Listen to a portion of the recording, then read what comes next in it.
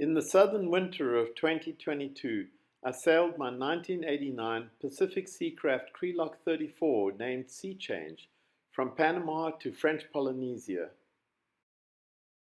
After visiting only one of the islands in the Marquesas and 4 atolls in the Tuamotus, here I visit all 9 of the Society Islands. Previously on my way from the Tuamotus to Tahiti. Gorgeous sunrise, hopefully it'll be a lovely day with some nice breeze taking us swiftly to Tahiti. Well, I woke up to my 6 o'clock alarm half an hour ago, and this is what I saw. Tahiti! After a wild night, racing along with just the staysail, triple reefed main. There she is, almost a handkerchief left.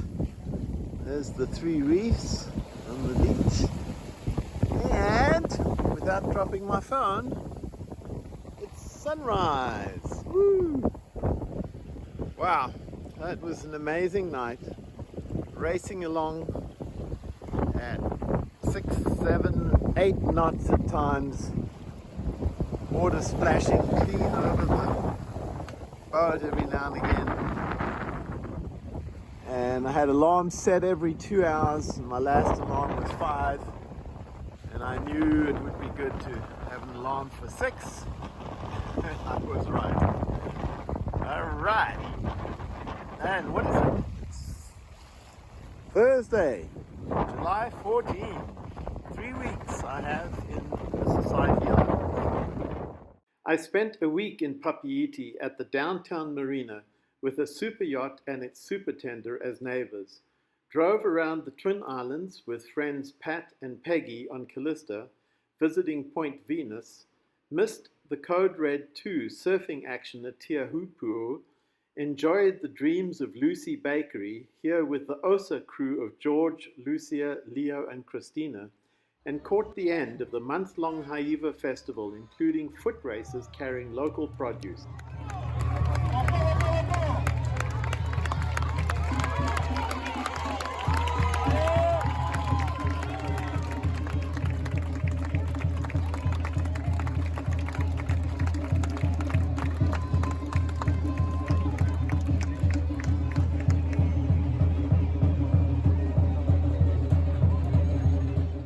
The finale of the Haiva was a massive performance with about 100 men and women, but we were prohibited from taking photos or filming until the very end of the performance.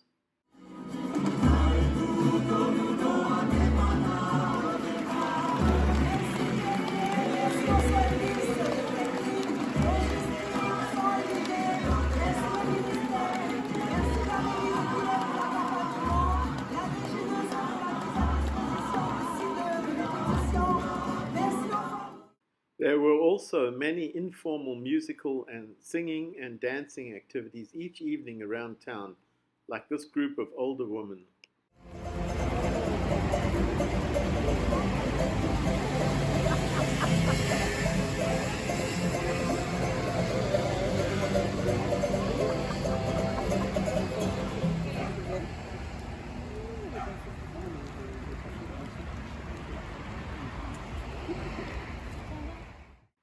I then sailed to the tiny island of Tetiaroa, better known as Marlon Brando's Island, directly north of Tahiti.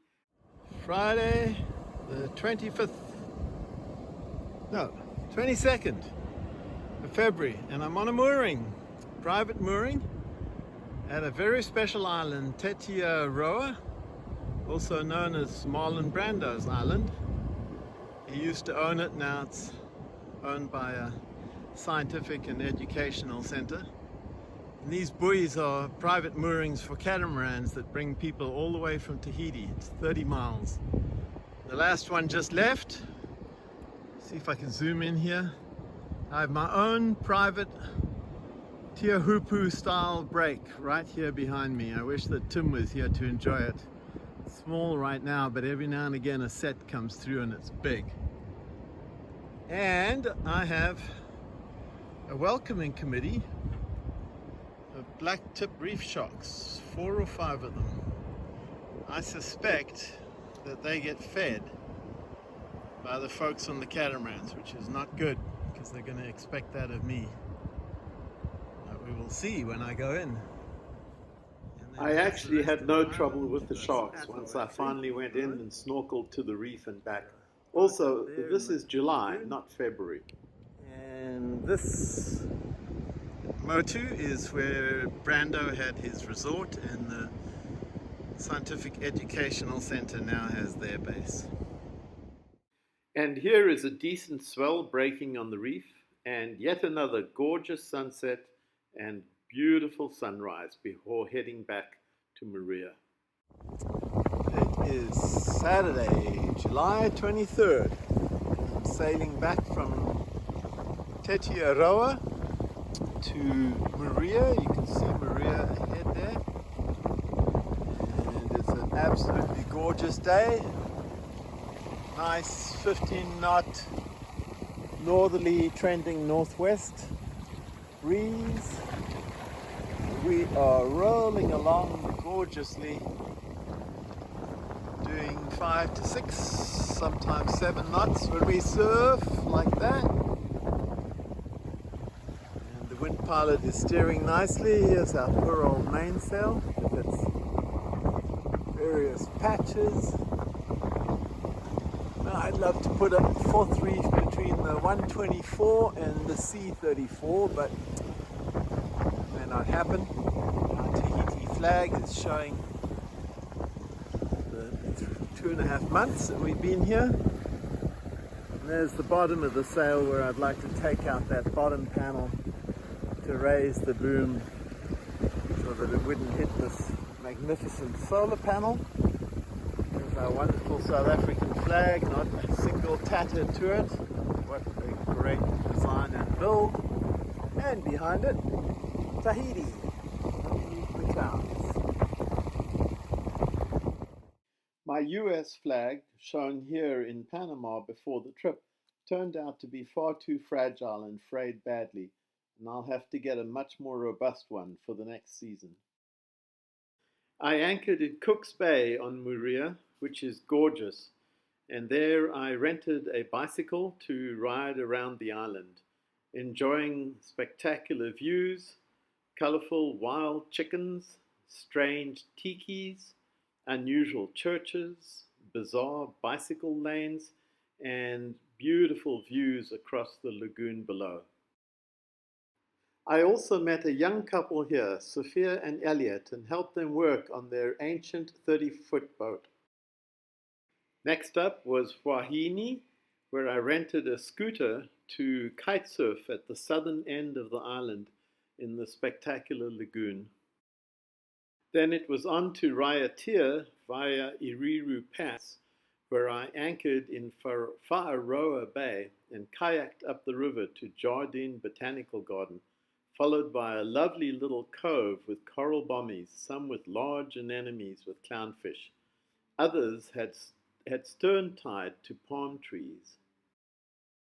The sister island of Taha'a has one of the massive huts on stilts resorts next to a coral garden between two motus, and spectacular sunsets over Bora Bora to the west.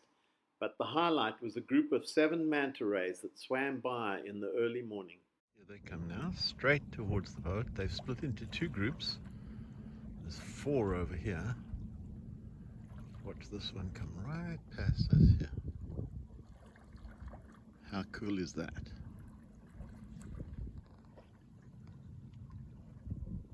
Woo. That's 1. Here's 2. Here's 3.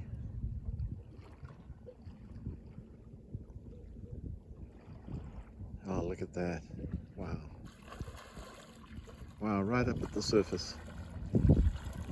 Superb. 4.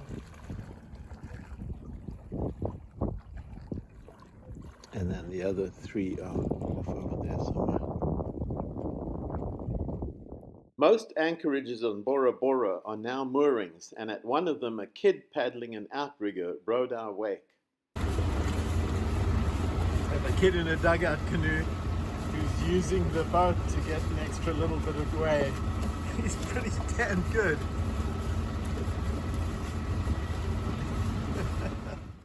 At the southeast corner, the rainbows from passing squalls were amazing, and I had some good kite surfing upwind at the reef.